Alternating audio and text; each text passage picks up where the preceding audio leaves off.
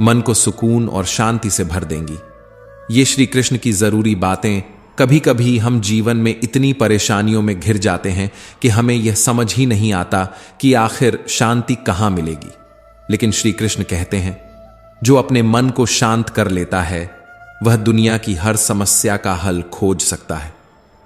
जीवन की हर परिस्थिति में हमें खुद को स्थिर रखना होगा, क्योंकि जो इंसान अपने मन पर नियंत्रण नहीं रख सकता वह किसी भी स्थिति में सही निर्णय नहीं ले सकता।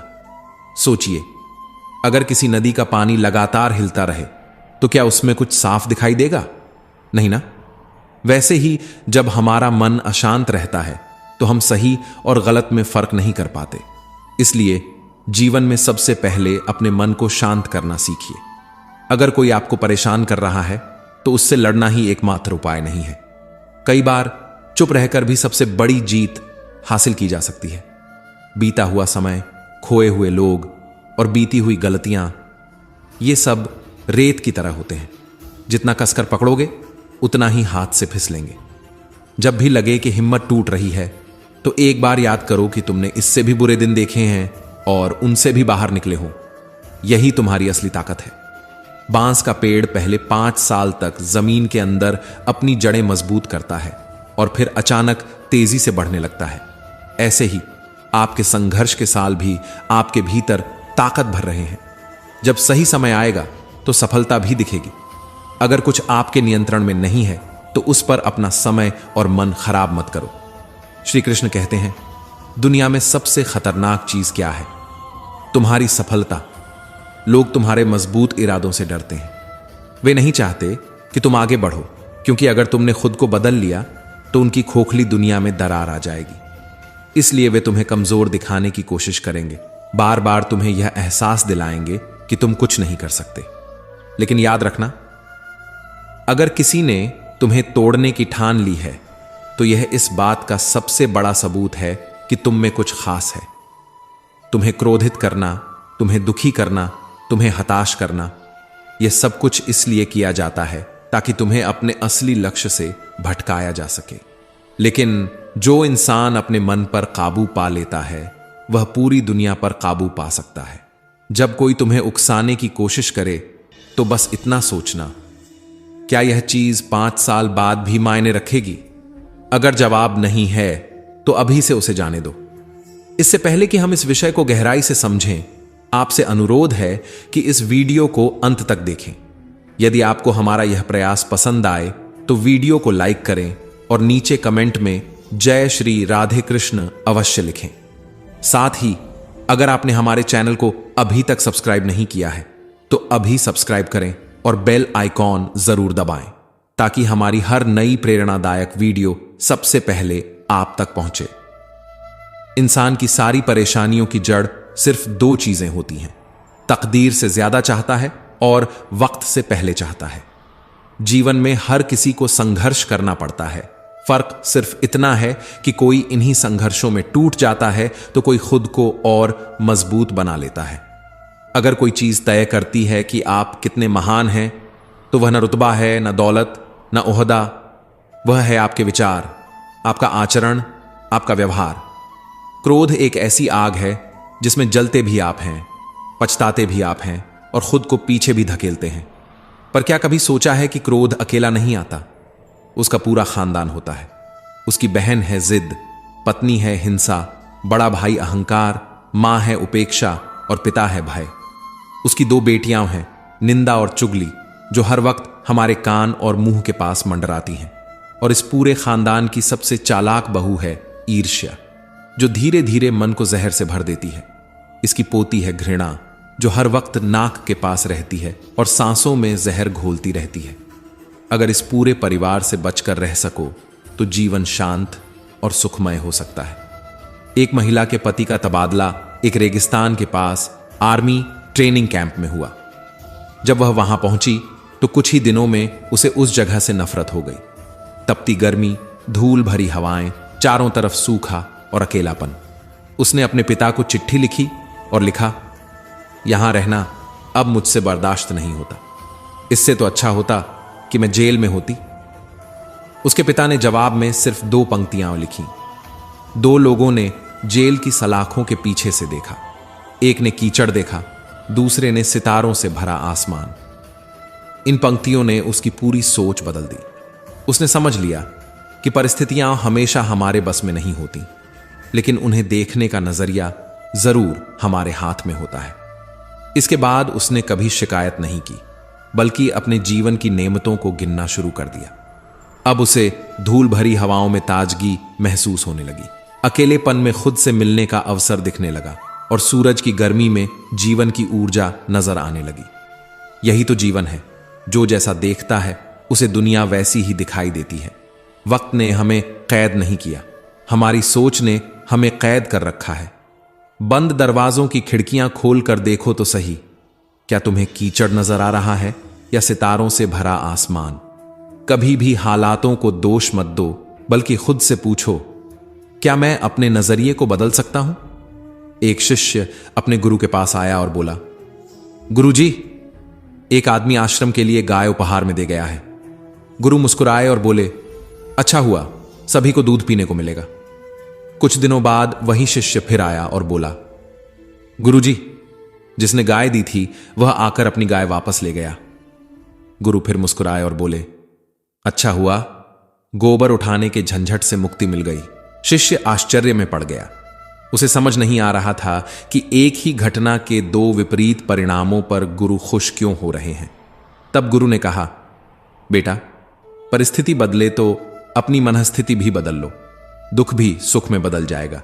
सारा खेल तो बस नजरिए का है। यही जीवन का सबसे बड़ा रहस्य है।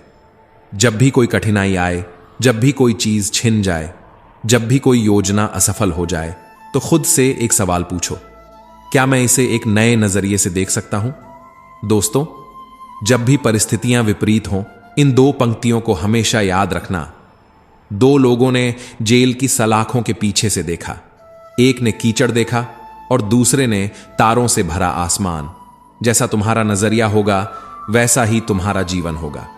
अगर कोई समस्या आती है तो उसके साथ उसका समाधान भी जन्म लेता है। मुश्किल से मुश्किल समय में भी दिन सिर्फ 24 घंटे का ही होता है। वक्त ठहरता कहां है? जैसा भी हो, यह गुजर ही जाता है। अंधेरी से अंधेरी रात भी अपनी कोख में दिन का उजाला लिए होती है। जीवन कभी कभी ऐसे दौर से गुजरता है जैसे कोई ट्रेन किसी घने अंधेरे से भरी सुरंग से गुजर रही हो।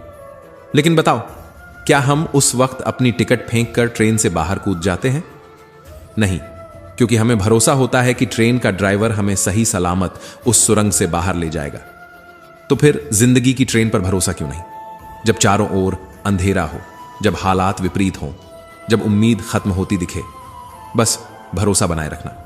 कभी कभी सुरंग छोटी होती है, कभी कभी बहुत लंबी, पर अंत में यह एक सुरंग ही तो है जिसका दूसरा सिरा रोशनी से भरा होता है। बस भरोसा मत खोना। पेड़ की शाखाएं अगर बची रहेंगी तो पत्ते फिर से आएंगे। अगर आज समय बुरा है तो क्या हुआ, अच्छा समय भी जरूर आएगा, क्योंकि कोई भी परिस्थिति स्थायी नहीं होती, न सुख न दुख। एक घर में 5 दिए जल रहे थे। उनका प्रकाश चारों ओर फैला हुआ था। लेकिन फिर एक दिन पहला दिया उदास होकर बोला, इतना जलकर भी मेरी रोशनी की कोई कदर नहीं। मैं लोगों के लिए खुद को खत्म करता जा रहा हूं, फिर भी कोई मेरी अहमियत नहीं समझता। इससे तो बेहतर है कि मैं बुझ जाऊं। और यह कहते ही वह दिया बुझ गया। जानते हो वह कौन था? वह था उत्साह का दिया, जो हमारे अंदर ऊर्जा और प्रेरणा भरता है। लेकिन जब उसे महत्व नहीं मिला तो वह बुझ गया। पहले दिए को बुझते देख दूसरा दिया भी उदास हो गया। वह बोला, मैं शांति का प्रतीक हूं। मैंने हमेशा दुनिया को शांति का प्रकाश देने की कोशिश की, लेकिन फिर भी चारों ओर हिंसा फैली हुई है। जब लोग मेरी रोशनी को अपनाते ही नहीं तो जलने का क्या फायदा? और वह दिया भी बुझ गया। अब उत्साह भी चला गया था और शांति भी। तीसरा दिया, जो भाईचारे का प्रतीक था, उदास हो गया। वह बोला, जब इस दुनिया में ना उत्साह बचा न शांति, तो भाईचारा भी कैसे रहेगा? लोग आपस में प्रेम और सौहार्द से रहना ही नहीं चाहते। ऐसे में मेरा जलना भी व्यर्थ है। और यह कहकर वह भी बुझ गया। अब चौथा दिया बचा था, जो एकता का प्रतीक था। लेकिन जब उसने देखा कि न उत्साह बचा, न शांति, न भाईचारा, तो वह भी बुझने को तैयार हो गया। उसने निराश होकर कहा, जब ये तीनों दिए ही नहीं रहे तो एकता का कोई अस्तित्व कैसे रहेगा? और वह भी बुझ गया। अब चारों ओर अंधेरा छा गया, लेकिन एक दिया अभी भी जल रहा था। उसकी लौ भले ही छोटी थी, लेकिन वह निरंतर जल रहा था। तभी एक छोटा बच्चा घर में आया। उसने चारों बुझे हुए दिए देखे, लेकिन वह निराश नहीं हुआ। उसने उस एकमात्र जलते हुए दिए को देखा और खुशी से झूम उठा। फिर उसने उस जलते हुए दिए से चारों बुझे हुए दिए दोबारा रोशन कर दिए। जानते हो वह कौन सा दिया था? वह था उम्मीद का दिया, आशा का दिया। उम्मीद ही वह शक्ति है जो हर बुझी हुई लौ को फिर से जला सकती है। जब जीवन में कठिनाइयां आईं, जब हर रास्ता बंद होता दिखे, जब हर चीज असंभव लगे, तब सिर्फ एक चीज का दामन मत छोड़ना, उम्मीद का। उम्मीद वक्त का सबसे बड़ा सहारा है। जहां उम्मीद होती है वहां हर लहर किनारा होती है। अगर मुश्किल वक्त में किसी चीज की सबसे ज्यादा जरूरत होती है तो वह है आशा, सहयोग और एक दूसरे के साथ खड़े होने का एहसास। कठिनाइयां मिटाने से नहीं मिटती, उन्हें धैर्य और कर्म से हराया जाता है। भाग्य के लेख से डर मत, अच्छे कर्म करता चल, फिर ईश्वर की महिमा देख। अगर दर्द ना होता तो खुशी की कीमत समझ में ना आती। अगर हर चीज केवल चाहने से मिल जाती तो दुनिया में ऊपर वाले की जरूरत ही ना होती। कभी कभी कुछ पल तन्हाई में बैठकर ईश्वर को याद कर लिया करो, फिर देखना कितना सुकून मिलेगा। इमली का नाम लेने से मुंह में पानी आ सकता है, तो ईश्वर का नाम लेने से आत्मा को ठंडक क्यों नहीं मिलेगी? जो बीत गया उसे याद करके खुद को तकलीफ मत दो। तकदीर में जो लिखा है उसकी फरियाद मत करो। जो होगा वह होकर रहेगा, इसलिए कल की फिक्र में अपनी आज की हंसी मत खोना। जिंदगी सड़क की तरह है, ये कभी सीधी नहीं होती, लेकिन मोड़ जरूर आते हैं। मुश्किलें अगर दरवाजा खटखटाएं तो डरना मत, निडर होकर दरवाजा खोल दो, क्योंकि कामयाबी अक्सर अपना भेष बदल कर ही आती है। याद रखना, डर के आगे ही जीत होती है। समय जब पलटता है तो सब कुछ बदल कर रख देता है। इसलिए अच्छे दिनों में अहंकार मत करो और बुरे दिनों में थोड़ा सब्र रखो। कहते हैं सच का कोई मुकाबला नहीं, मगर झूठ की पहचान बहुत होती है। शहर में आदमी बहुत हैं, मगर इंसान कम। अफसोस उन आंखों पर जो सिर्फ वही देखती हैं जो देखना चाहती हैं। अफसोस उन कानों पर जो सिर्फ वही सुनते हैं जो सुनना चाहते हैं। अफसोस उस जुबान पर जो सिर्फ अपने फायदे की बातें करती है। दिल से सजदा करो तो इबादत बनेगी, मां बाप की सेवा अमानत बनेगी, और जब गुनाहों का खाता खुलेगा तो मां बाप की सेवा ही जमानत बनेगी। जरा सी जिंदगी में यहां व्यवधान बहुत है, तमाशा देखने वाले इंसान बहुत हैं। खुद ही बनाते हैं हम अपनी जिंदगी को उलझा हुआ, वरना जिंदगी के नक्शे तो आसान बहुत हैं। अजीब खेल है ऊपर वाले का, लिखता भी वही है, मिटाता भी वही है, भटकाता भी वही है, राहत दिखाता भी वही है, उलझाता भी वही है, सुलझाता भी वही है। मुश्किल की घड़ी में दिखता नहीं, मगर साथ देता भी वही है। अजीब दौर है इस जमाने का। हर कोई यही सोचता है कि तमाम शहर जल जाए पर मेरा घर बचा रहे। हर कोई यही चाहता है कि तेरी दीवार से ऊंची मेरी दीवार बन जाए। इस तरह ना कमाओ कि पाप हो जाए, इस तरह ना खर्च करो कि कर्ज हो जाए, इस तरह ना खाओ कि बीमारी हो जाए, इस तरह ना बोलो कि विवाद हो जाए, इस तरह ना चलो कि देर हो जाए, इस तरह ना सोचो कि चिंता हो जाए। किसी ने पूछा, सब कुछ खो देने से भी ज्यादा बुरा क्या हो सकता है? बेहद खूबसूरत जवाब मिला, सब कुछ खो देने से भी ज्यादा बुरा उस उम्मीद का खो देना है जिसके भरोसे हम सब कुछ दोबारा पा सकते हैं। याद रखना, जिसके पास उम्मीद है वह लाख बार हार कर भी नहीं हारता, क्योंकि उम्मीद ही वह शक्ति है जो अंधेरे में भी रोशनी दिखाती है। जीवन में कभी निराश मत होना, क्योंकि निराशा एक दलदल है। इसमें सिर्फ पहला कदम आपका होता है, दूसरा कदम खुद ब खुद आपको खींच लेता है। दलदल को सिर्फ पहले कदम का इंतजार होता है। जिंदगी एक खूबसूरत किताब है, लेकिन जरूरी नहीं कि इसके हर पन्ने हसीन हो, जरूरी नहीं कि हर कहानी हमारी पसंद की हो। अगर किसी पन्ने में सिर्फ अंधेरा दिखे, अगर किसी अध्याय में राहतें न हो, सुकून न हो, शांति न हो, तो सब्र करना। याद रखना, जिसने तुमसे कुछ छीन लिया वह तुम्हें ऐसा कुछ भी देगा जिसका तुम्हें अंदाजा भी नहीं। ईश्वर के घर देर है लेकिन अंधेर नहीं। अगर आज रात है तो सुबह का इंतजार करो। अगर मुश्किलें हैं तो इम्तिहान समझो। अगर रास्ते बंद हो रहे हैं तो खुद पर भरोसा रखो, क्योंकि किस्मत से ज्यादा खुद पर एतबार करना सीखो। जब एक दरवाजा बंद होता है तो दूसरा दरवाजा खुल जाता है, लेकिन हम बंद दरवाजे को इतना अफसोस से देखते हैं कि हमें वह नया दरवाजा नजर ही नहीं आता जो हमारे लिए खुला है। बुरा समय जीवन की सच्चाइयों से सामना करवाता है, जिनका ख्याल हमें अच्छे समय में कभी नहीं आता। कठिनाइयां मजबूत होने की सीढ़ियां हैं, इसलिए घबराना मत, बल्कि खुशी मनाओ कि उस मेहरबान रब ने तुम्हें चुन लिया है। जिंदगी आसान नहीं होती, इसे आसान बनाना पड़ता है, कभी सब्र करके, कभी बर्दाश्त करके और बहुत कुछ नजरअंदाज करके। अगर तुम सोचते हो कि तुम अकेले हो तो यह मत सोचो, बल्कि यह सोचो कि अकेले ही काफी हो। अगर तुम उस इंसान की तलाश कर रहे हो जो तुम्हारी जिंदगी बदल सकता है, तो आईने में देख लो, अपना रास्ता खुद बनाओ, क्योंकि हम अकेले ही इस दुनिया में आते हैं और अकेले ही इस दुनिया से जाते हैं। इसलिए कोई दूसरा हमारी किस्मत का फैसला नहीं कर सकता। रोना बंद करो और अपनी तकदीर से खुद लड़ना सीखो, क्योंकि साथ देने वाले भी श्मशान से आगे नहीं जाते। जिंदगी के युद्ध में खुद ही अर्जुन बनना पड़ता है और खुद ही कृष्ण। रोज अपनी ही रणभूमि में सारथी बनकर अपनी ही महाभारत लड़नी पड़ती है। याद रखना, कामयाबी अकेले ही हासिल करनी पड़ती है। लोग तो तब आते हैं जब तुम सफल हो जाते हो। श्री कृष्ण कहते हैं, क्रोध में बोला गया एक कठोर शब्द इतना जहरीला हो सकता है कि वह आपकी हजारों प्यारी बातों को एक पल में नष्ट कर सकता है। इसलिए जब क्रोध आए तो मौन धारण कर लो, क्योंकि जो शब्द एक बार जुबान से निकल जाते हैं वे वापस नहीं आते। तू सोने से पहले सबको माफ कर दे, मैं उठने से पहले तुझे माफ कर दूंगा। जो दूसरों को क्षमा करता है उसके हृदय में शांति बसती है। जो दूसरों से बदला लेना चाहता है उसके जीवन में अशांति बढ़ती जाती है।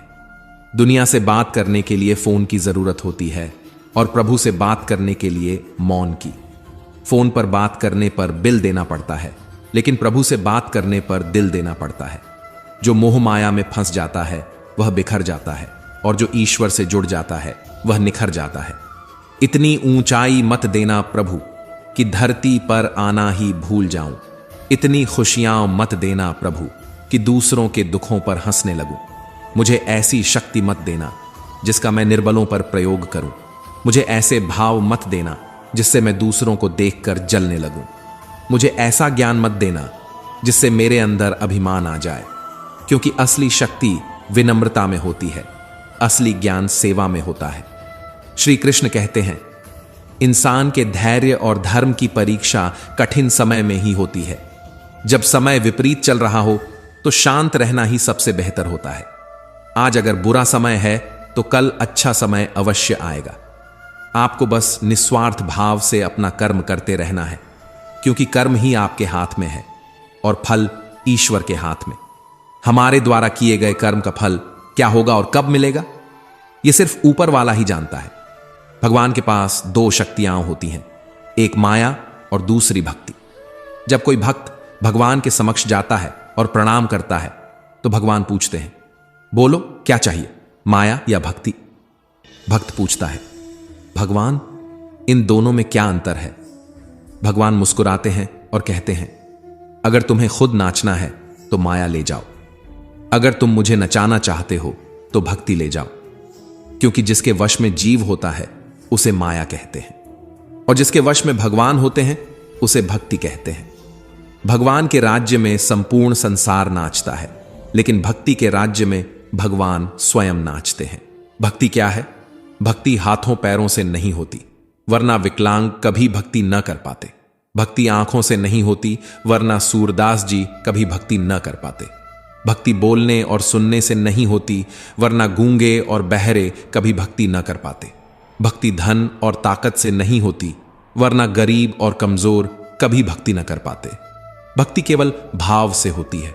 भक्ति एक एहसास है जो हृदय से निकलकर विचारों में आती है, और जब यह प्रेम परमात्मा से जुड़ता है तो रिश्ता बन जाता है। भक्ति भाव का सच्चा सागर है। जहां प्रेम है वहीं भक्ति है, जहां समर्पण है वहीं भक्ति है, जहां अहंकार का अंत है वहीं भक्ति है, और जहां भक्ति है वहां स्वयं श्री कृष्ण है। भगवान ने जब इंसान को बनाया तो उसे सब कुछ दिया, बुद्धि, शक्ति, प्रेम, ज्ञान, धैर्य। परंतु एक चीज इंसान के हाथों से नीचे गिर गई, जिसे भगवान ने अपने चरणों के नीचे दबा दिया। इंसान के चले जाने के बाद किसी ने भगवान से पूछा, प्रभु, आपने अपने चरणों के नीचे क्या छुपा रखा है जो इंसान को वापस नहीं दिया? भगवान मुस्कुराए और बोले, मैंने अपने चरणों के नीचे शांति छुपा रखी है। इंसान सदैव इसके लिए तरसता रहेगा। वह इसे हर जगह ढूंढेगा, धन में, रिश्तों में, सफलता में, संसार के हर कोने में, पर वह इसे नाकाम रहेगा। और अंत में जब वह पूरी तरह थक जाएगा तब उसे यह मेरे चरणों में आकर ही मिलेगी। यही जीवन का सबसे बड़ा सत्य है। मनुष्य का स्वभाव ऐसा है कि सुख में ईश्वर को याद नहीं करता, लेकिन दुख में सबसे पहले उन्हीं को पुकारता है। किसी ने पूछा, भगवान कब याद आते हैं? उत्तर मिला, धर्मात्मा को हर समय, पापी को मृत्यु के समय, चोर को पकड़े जाने पर, गरीब को भूख लगने पर, धनी व्यक्ति को बीमार होने पर, कंजूस को पैसा खोने पर, किसान को वर्षा न होने पर, मुसाफिर को ट्रेन छूट जाने पर, व्यापारी को नुकसान होने पर, विद्यार्थी को परीक्षा में असफल होने पर। इंसान को भगवान तभी याद आते हैं जब जीवन में कोई विपरीत परिस्थिति आती है। दुख में सुमिरन सब करें, सुख में करे न कोई। जो सुख में सुमिरन करे, दुख काहे को होई। लेकिन याद रखना, जब जीवन के सारे दरवाजे बंद हो जाएं, तब भी एक दरवाजा हमेशा खुला रहता है। वह है ईश्वर का दरवाजा। उम्मीद ईश्वर से रखो, दुनिया से नहीं। मैंने कहा, अपराधी हूं मैं। ईश्वर ने कहा, क्षमा कर दूंगा। मैंने कहा, परेशान हूं मैं। ईश्वर ने कहा, संभाल लूंगा। मैंने कहा, अकेला हूं मैं। ईश्वर ने कहा, हमेशा साथ हूं मैं। मैंने कहा, उदास हूं मैं। ईश्वर ने कहा, नजर उठाकर देख, हर वक्त तेरे आसपास हूं मैं। जब भी भगवान से प्रार्थना करो तो सिर्फ यही मत मांगो कि वह तुम्हें मुश्किलों से बचा ले, बल्कि कहो, हे प्रभु, अगर किसी समय मैं आपकी उंगली पकड़ना भूल जाऊं तो आप मेरी बांह पकड़ लेना। अगर मैं आपको साथ चलने के लिए बुलाना भूल जाऊं तो भी आप मेरे साथ चलना कभी मत छोड़ना। याद रखना, कोई भी कुछ कहे, कोई भी परिस्थिति आए, गुस्सा मत करो, चिढ़ो मत। शांति से सोचो, फिर निर्णय लो, क्योंकि आवाज से आवाज नहीं मिटती, लेकिन चुप्पी से मिटती है। तकलीफ सिर्फ तुम्हें होगी, दुख भी तुम्हारा होगा, लेकिन अगर तुम मन शांत रखोगे तो सुख भी तुम्हें ही मिलेगा। जीवन में कई बार हम क्रोध में आकर ऐसी सीमाएं लांघ जाते हैं जिनका पछतावा हमें पूरी उम्र रहता है। एक बार एक व्यक्ति अपनी नई कार को बड़े प्यार से चमका रहा था। उसे इस कार से बेहद लगाव था, जैसे यह उसकी कोई अनमोल संपत्ति हो। वहीं पास में उसकी 4 साल की नन्ही बेटी अपने मासूम मन से एक छोटे से पत्थर के टुकड़े से कार पर कुछ लिखने लगी। कार पर खरोंच पड़ते ही पिता का गुस्सा 7वें आसमान पर पहुंच गया। वह बिना कुछ सोचे समझे बेटी के पास गया और उसके नन्हे हाथ को इतनी जोर से मरोड़ दिया कि उसकी उंगली की हड्डी में गहरी चोट आ गई। बेटी की मासूम आंखों में दर्द था, लेकिन फिर भी उसने अपने पिता को प्यार से गले लगा लिया और नर्म आवाज में पूछा, पापा, मेरी उंगलियां कब तक ठीक हो जाएंगी? पिता कुछ जवाब न दे पाया। उसके अंदर अपराध बोध उमड़ पड़ा। बेटी का मासूम सवाल उसके दिल में हजारों सुइयां चुभ हो गया। अस्पताल से घर लौटते ही वह व्यक्ति खुद पर गुस्सा करने लगा। उसने अपनी ही कार पर लातें मारी, घूंसे बरसाए, जैसे कि कार को तोड़ने से उसका पछतावा मिट जाएगा। तभी उसकी नजर कार की उस खरोंच पर पड़ी जिसकी वजह से उसकी बेटी को चोट लगी थी। उसकी आंखें भर आईं। जानते हो उस खरोंच पर क्या लिखा था? आई लव यू पापा। एक मासूम बच्ची अपनी नन्ही उंगलियों से अपने पिता के लिए प्यार लिख रही थी और बदले में उसे क्या मिला? दर्द, चोट और आंसू। उस दिन पिता ने एक बड़ा सबक सीखा। जीवन में अपनी सीमाओं को कभी मत भूलो, चाहे वह गुस्से की हो या प्यार की, क्योंकि जो जख्म शब्द और क्रोध देते हैं उनका कोई इलाज नहीं होता। ये मत भूलो कि चीजें इस्तेमाल के लिए होती हैं और लोग प्यार करने के लिए, लेकिन इस दुनिया में हमने चीजों से प्यार करना सीख लिया है और लोगों को इस्तेमाल करना। ये दुनिया कितनी अजीब है। जिनकी आंखों में नींद है उनके पास अच्छा बिस्तर नहीं, और जिनके पास अच्छा बिस्तर है उनकी आंखों में नींद नहीं।